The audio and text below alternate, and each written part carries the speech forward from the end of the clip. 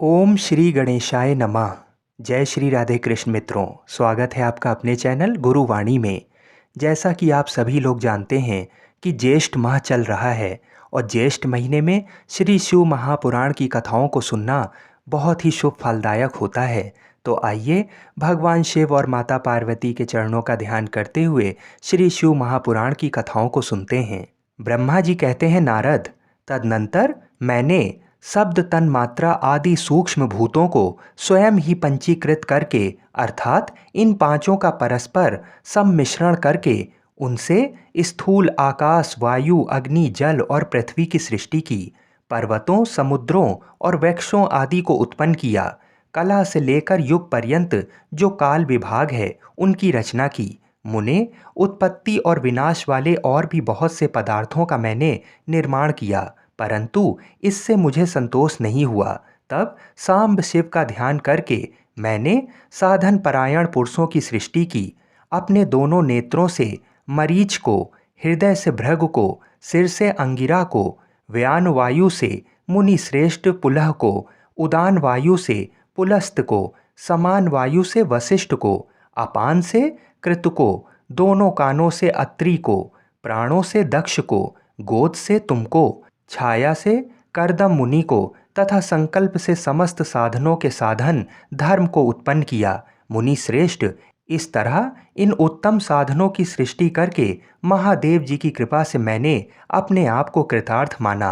तात तत्पश्चात संकल्प से उत्पन्न हुए धर्म मेरी आज्ञा से मानव रूप धारण करके साधनों की प्रेरणा से साधन में लग गए। इसके बाद मैंने अपने विभिन्न अंगों से देवता, असुर आदि के रूप में असंख्य पुत्रों की सृष्टि करके उन्हें भिन्न भिन्न शरीर प्रदान किए। मुने, तदनंतर अंतर्यामी भगवान शंकर की प्रेरणा से अपने शरीर को दो भागों में विभक्त करके मैं दो रूप वाला हो गया। नारद, आधे शरीर से मैं स्त्री हो गया और आधे से पुरुष।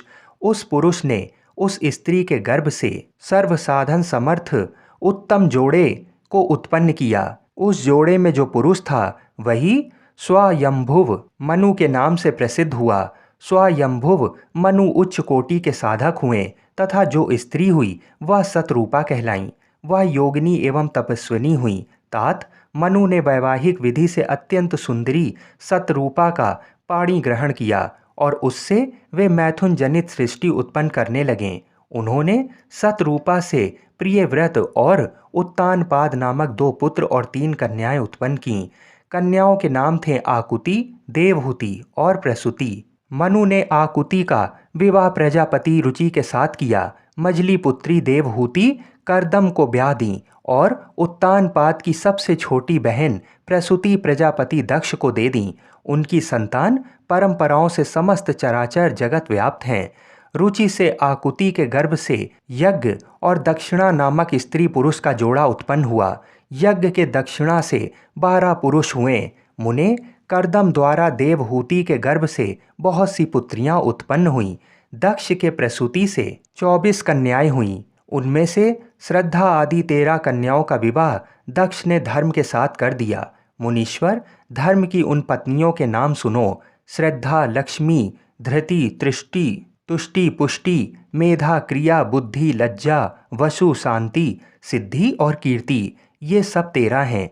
इनसे छोटी जो शेष 11 सुलोचना कन्याएं थीं उनके नाम इस प्रकार हैं: ख्याति, सती, संभूति, स्मृति, प्रीति, क्षमा, सन्नति, अनुसुईया, ऊर्जा, स्वाहा तथा स्वधा। भृगु, शिव, मरीच, अंगिरा मुनि, पुलस्त, पुलह, मुनि श्रेष्ठ, कृतु, अत्रि, वशिष्ठ, अग्नि और पितरों ने क्रमशः इन ख्याति आदि कन्याओं का पाणी ग्रहण किया। भृगु आदि मुनि श्रेष्ठ साधक हैं। इनकी संतानों से चराचर प्राणियों सहित सारी त्रिलोकी भरी हुई है। इस प्रकार भृगु आदि मुनि श्रेष्ठ साधक हैं। इनकी संतानों से चराचर प्राणियों सहित सारी त्रिलोकी भरी हुई है। इस प्रकार अंबिकापति महादेव जी की आज्ञा से अपने पूर्व कर्मों के अनुसार बहुत से प्राणी असंख्य श्रेष्ठ द्विजों के रूप में उत्पन्न हुए। कल्प भेद से दक्ष के 60 कन्याएं बताई गई हैं।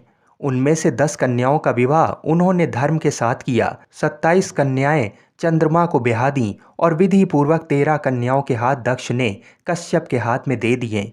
नारद, उन्होंने 4 कन्याएं श्रेष्ठ रूप वाले अरिष्टनेमी को ब्याह दी तथा भृगु, अंगिरा और कृशासव्य को दो दो कन्याएं अर्पित की। अंगिरा और कृश अश्व को दो दो कन्याएं अर्पित की। उन स्त्रियों से उनके पतियों द्वारा बहुसंख्यक चराचर प्राणियों की उत्पत्ति हुई। मुनि श्रेष्ठ, दक्ष ने महात्मा कश्यप को जिन 13 कन्याओं का विधि पूर्वक दान दिया था, उनकी संतानों से सारी त्रिलोकी व्याप्त है।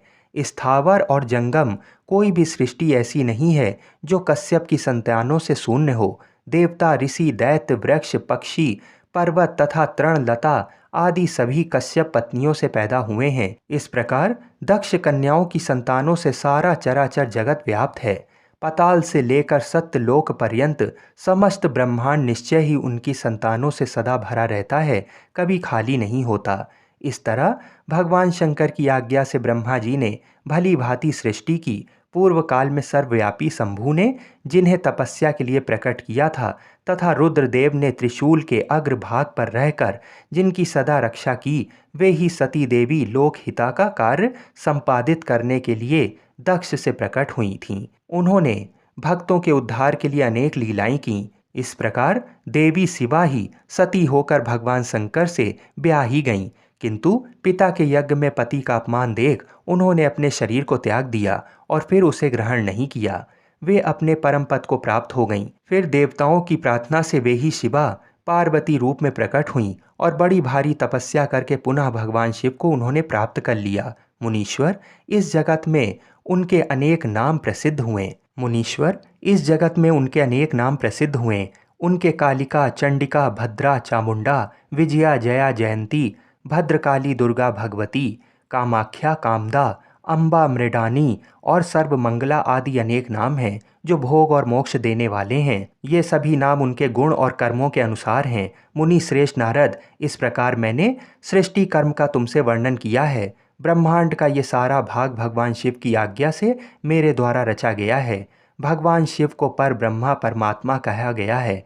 मैं विष्णु तथा रुद्र, ये 3 देवता गुण भेद से उन्हीं के रूप बतलाए गए हैं। वे मनोरम शिवलोक में शिवा के साथ स्वच्छंद विहार करते हैं। भगवान शिव स्वतंत्र परमात्मा हैं। निर्गुण और सगुण भी वे ही हैं। मित्रों, अगले भाग को सुनने के लिए हमारे चैनल को अवश्य सब्सक्राइब करें। बोलिए श्री शंकर पार्वती भगवान की जय। हर हर महादेव।